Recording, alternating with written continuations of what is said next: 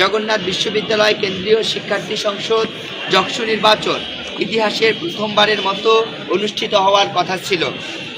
এ উপলক্ষে বিশ্ববিদ্যালয় প্রশাসন সকল প্রস্তুতি সম্পন্ন করেছেন। শিক্ষার্থীরাও তাদের ভোটাধিকার প্রয়োগ করার জন্য বিপুল আগ্রহ নিয়ে খুব ভোরে এসেছিল এবং আমরাও আমাদের সকল প্রস্তুতি সহ ক্যাম্পাসে এসেছিলাম। ক্যাম্পাসে শিক্ষার্থীদের ব্যাপক উপস্থিতি লক্ষ্য করা গেছে এবং তারা অনেক বেশি উচ্ছ্বাসিত ছিল। হঠাৎ আপসহীন ও মজলুম নেত্রী সাবেক প্রধানমন্ত্রী বেগম খালেদা জিয়ার মৃত্যুর সংবাদ আসে। যিনি সারা জীবন গণতন্ত্রের পক্ষে লড়াই করে গেছেন। তার মৃত্যুতে সমগ্র দেশবাসী শোকাহত এবং মর্মাহত। সাথে সাথে আমরা অদম্য জবিয়ান ঐক্য প্যানেলের পক্ষ থেকে গভীরভাবে শোক প্রকাশ করছি।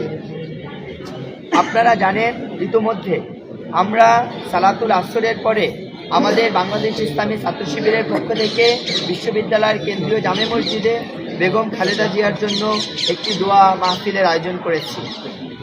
নির্বাচনের সকল প্রস্তুতি থাকায় বিশ্ববিদ্যালয় প্রশাসন চাইলেই যক্ষু নির্বাচনের কার্যক্রম শুরু করতে পারতেন। নির্বাচন হয়ে গেলে সেটি হতো আপসহীন নেত্রী বেগম খালেদা জিয়ার প্রতি সর্বোচ্চ সম্মান প্রদর্শন করা। কিন্তু বিশ্ববিদ্যালয় প্রশাসন শিক্ষার্থীদের সাথে কোনোরূপ আলাপ আলোচনা না করেই নির্বাচন স্থগিত করেছেন। বিশ্ববিদ্যালয় প্রশাসনের এমন হঠকারী সিদ্ধান্তের ফলে ভোট দিতে আসা শিক্ষার্থীদের মাঝে ব্যাপক ক্ষোভের সৃষ্টি হয়। আমরা অদম্য জবিয়ান ঐক্য প্যানেলের পক্ষ থেকে শিক্ষার্থীদের এ অবস্থানের সাথে একত্রতা প্রকাশ করি। অনেক শিক্ষার্থী ভাই বোন যক্ষু নির্বাচন উপলক্ষে ভোট প্রদানের জন্য দূর দূরান্ত থেকে ক্যাম্পাসে এসেছিলেন।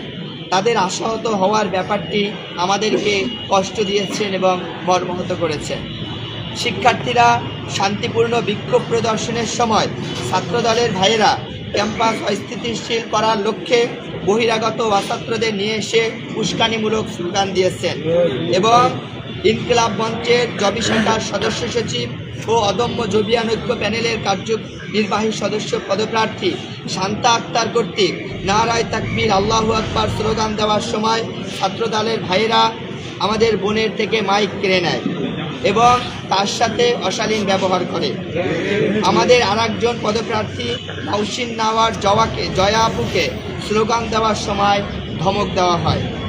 ছাত্রদলের ভাইদের এমন কর্মকাণ্ডের আমরা তীব্র নিন্দা জ্ঞাপন করছি।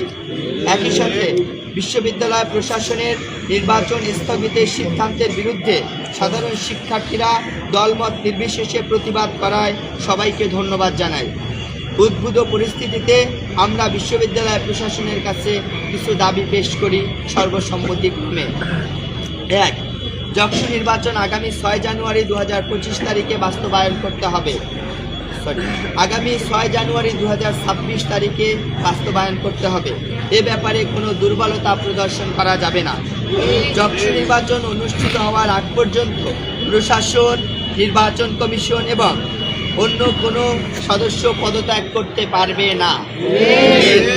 যক্ষু নির্বাচন স্থগিত করা হয়েছে, এ ব্যাপারে কেন স্থগিত করা হয়েছে এর ব্যাখ্যা প্রদান করতে হবে এবং যাদের প্রভাবে নির্বাচন স্থগিত করা হয়েছে তাদের নাম সহ প্রকাশ করতে হবে।